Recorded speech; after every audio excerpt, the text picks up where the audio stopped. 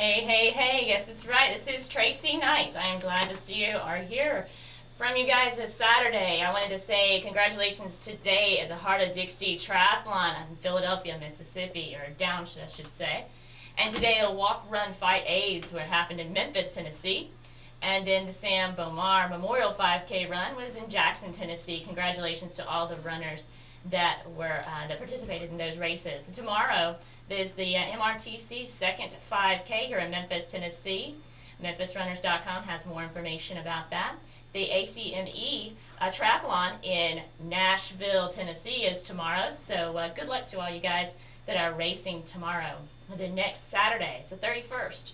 There's a triathlon and a duathon. It's a Fit City. It's here in Memphis, Tennessee. It's also next Saturday, 37th, Overton Park, 5-mile classic. I believe that's with Paul Sachs, if I'm not mistaken. You go to Breakaway. Guys have more information on that as well.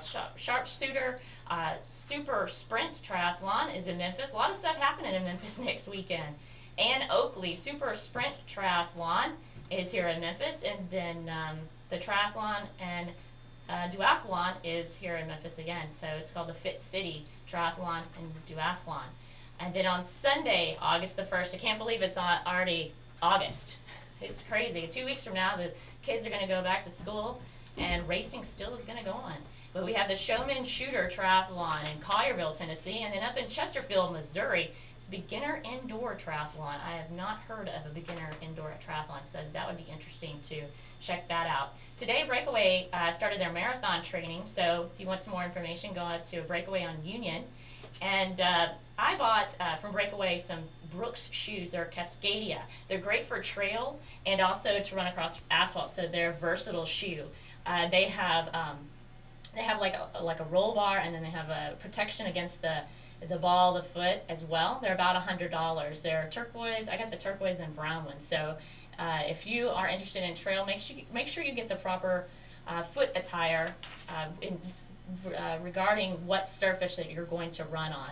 I recommend that the trails are your first choice, and then if you want, then the blacktop. Sidewalk should be your last choice, and of course brick. You know, I see people run down on Main, and I have too, just to cross over to. But make sure that on these not so great surfaces like the sidewalk and the brick, make sure you're not running on for miles. I see people running, 8 miles on sidewalk. Not a good choice. So take care of your body. Also incorporate things like yoga and Pilates, cross training, bicycling, and swimming. Those type of sports will help reduce your injury. Don't forget to stretch. I talk to people all the time. I'm like, did you stretch? They're like, oh, I stretched after my run. Well, you right? Well, you're supposed to stretch. You warm up the muscle, and then you stretch, and you get ready to run. It reduces your injury, and you run faster, believe it or not. When I have a 5K, since it takes me so long to warm up, for those who know me, I get out there about an hour prior to, just to stretch. I run about 6 miles before the race, but that's just me. So you need check yourself out, see what works for you before a 5K. Some people can just go out there and sprint, and I think they're under 18. So, but for people who are, in their 30s like myself, you do want to incorporate stretching a little bit more. It's good for the circulation. It's great for the brain. It's great for overall yoga. I talked to my chiropractor, and she says that she sees less people in the office due to those who do yoga on a regular basis, and that just makes a lot of sense. And I strongly encourage it. There's the Midtown Yoga down in Midtown, obviously. I think it's on Cooper, and you can I recommend that. And then if you want to do Pilates, a little more strenuous activity, push Pilates over in Midtown. I think they have 2 locations, and then there's one downtown as well. So check those guys out. It's great. YouTube is a great tool. It's fascinating, but I was looking at this one lady, and she's got like 7 million hits, and I get excited when I get like 200. But she's so granted, I think she had a boob job, and that's what has her 7 million hits.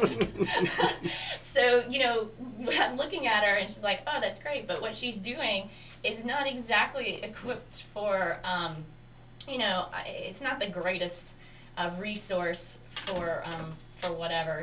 She's Um, so watch the whole thing through. Look at who is producing the YouTube.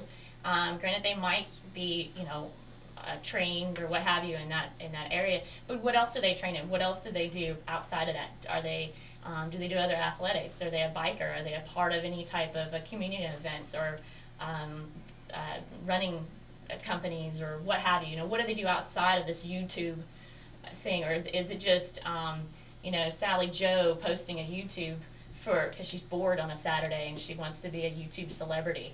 Double check your source. Right, double check your source. Do you really want Sally Joe to train you for free? Free is free, right? You get what you get. So watch out who you get your information from. So, but we are going to talk about, speaking of information, I have got tons of information. We're going to talk about omega-3 fatty acids today.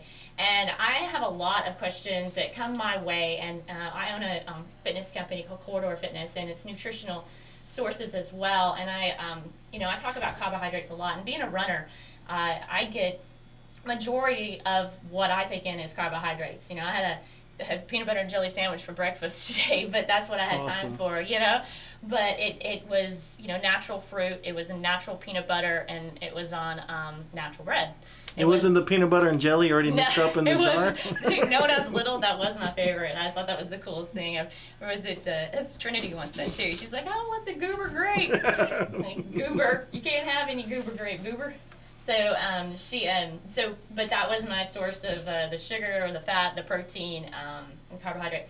And speaking of, and when we talk about the omega-3 fatty acids, I'm also going to talk about omega-6 and our imbalance between the two. We Americans, I've had dinner and lunch the last couple of times from friends in Europe and Africa and stuff, and they talk about not only the portions of American food, but also what we eat and how we eat it. And it's just how we eat it, but we eat with fork. But it's how much we eat and like what's on our plate. And the imbalance between the omega-6 and the omega-3 fatty acids, just it's ridiculous, and that's what's causing one of the reasons for heart disease. So if we get that in check, like Mediterranean diet, what have you, that you hear a lot of, they don't eat red meat, which is an omega-6 source, and say they're high on the omega-3, which is a fish source, and the olive oils and the healthy fats. But in question with the carbohydrate, I actually looked. There's a list online that I saw that I thought it was a pretty cool list. It's weightlossforall.com, and it talks about the carbohydrates in the foods.